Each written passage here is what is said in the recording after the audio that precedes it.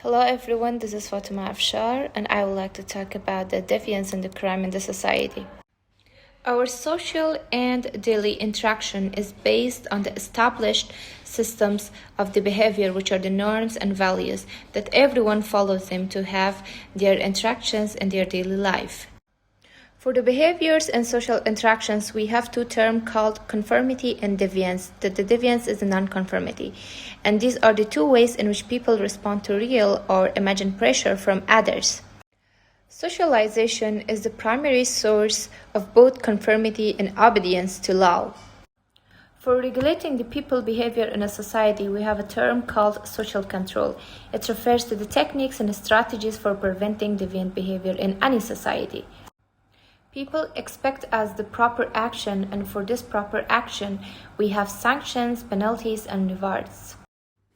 Deviance is behavior that violates the standards of conduct or expectation of a group or society.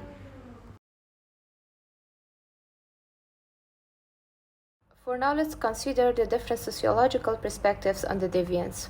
Functionalists believe that deviance is a common part of the human existence. It defines limits of proper behavior, and also they believe that the punishments established within a culture help us to define acceptable behavior.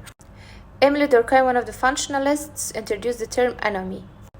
Anomie is the loss of the direction filled in a society when social control of individual behavior has become ineffective. It typically occurs when a profound social change occurs, for example, economic collapse. The center point for the interactionist perspective is the everyday behavior. They have two explanations for the deviance. One is the cultural transmission. Cultural transmission is that humans learn how to behave in social institutions, both proper and improper. The second is the social disorganization, is that the social relationships which exist in a community affect people's behavior. For example, the mock prison experiment of the Philippe Zimbardo. Merton's theory of deviance.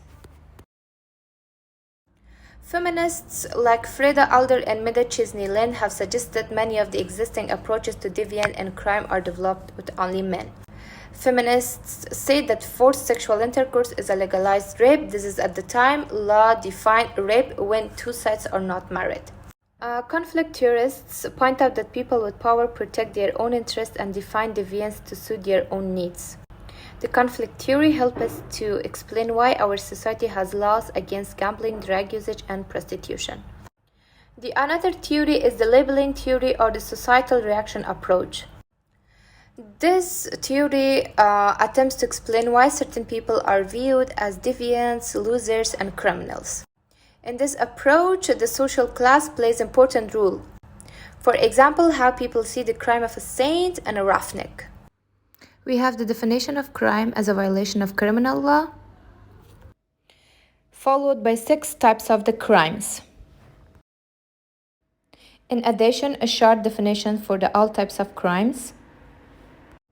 Crime statistics are considered least reliable. Thanks for watching my video.